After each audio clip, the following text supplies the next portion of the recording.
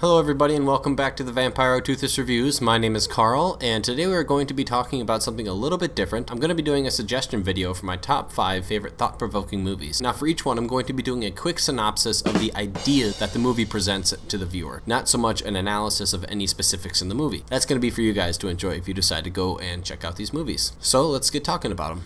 Number 5 is The Curious Case of Benjamin Button. Now this is one of my all-time favorite movies, and one of those reasons is for me, I really enjoy any movie that spans a life from start to finish. I feel like that's a really powerful way to tell a story because it gives you a feeling of totality and a deeper connection to your character. It also deals with ideas of death, loss, and what it means to not fit in, and how that creates a different perspective in an individual, and we are able to view the story through that individual's eyes, and it is a great cinematic experience, not to mention the fact it is directed by David Fincher. So right there, you know it's going to be good. Definitely give this one a look. If you haven't, I hope you enjoy it. Number 4 is The Fountain. The Fountain is an interesting film directed by one of my favorite directors, Darren Aronofsky. This film deals heavily with the idea of death and immortality and what that truly represents. Immortality is hard to wrap your mind around in general, and a lot of times people forget that immortality is more than just literally physically living forever. This movie really deals with the idea like the Egyptians did. They wanted to build the big pyramids, they wanted to build huge monuments to themselves. That created a form of immortality.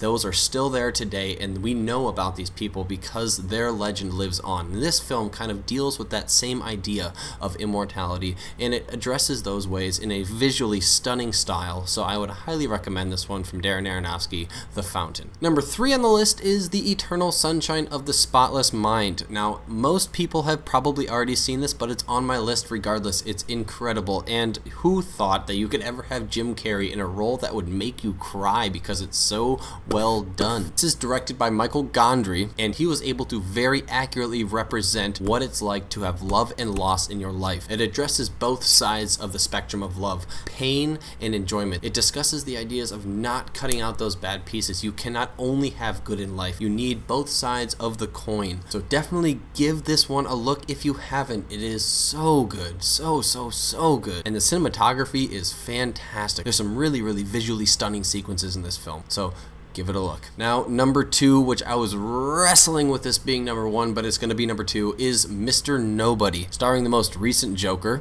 Jared Leto. And it's also directed by, I believe I'm going to pronounce this correctly, Jaco van Dormael, or John. Anyways, this movie, I'm telling ya, you gotta see it. This film deals with some very poignant issues in this day and age, and that is the idea that if you open a door, you're closing many other doors, if not all other doors. If you choose a career path, you are now choosing that and only that. It's the idea of commitment, and this movie really brings that idea to the forefront, and it addresses it in an intelligent and visually stunning way like most of the movies on this list, and Jared Leto really brings home a powerful performance, playing many different characters in this movie, and it really brings that idea home to roost, and it makes you think. Oh man, it makes you think. So definitely give Mr. Nobody a look. It is incredible. It is incredible. So have at it. Now to number 1 on the list, The Tree of Life, directed by Terrence Malick. Now this, in my opinion, is his masterpiece, his magnum opus. Now this movie, when it came out, kind of polarized audiences because it's very slow, and it really is one of those kind of, as they say, artsy-fartsy, kind of an art house movie. As my friend Stefan says, it's a Carl movie. This film centers around a kid, and it really is about his upbringing, his relationship with his father, with God. It deals with all these big topics. It also shows this director's vision of the origin of life and how it's progressed all the way through time. And for anybody who's seen this movie and they're always wondering about the dinosaurs, in my opinion, I interpreted that as the first act of mercy. Yes, there's like freaking dinosaurs in this. I don't know why. I really hope you guys go and check this out because this also has some of the best cinematography I've ever seen in my entire goddamn life. Oh my goodness, this movie is stunning. Everything is perfectly crafted, and not to mention the fact a lot of the sequences when you're with the family in this movie is shot with this very kinetic cinematography, always kind of moving, and even in a normal static scene, it gives you the idea that you are in fact a fifth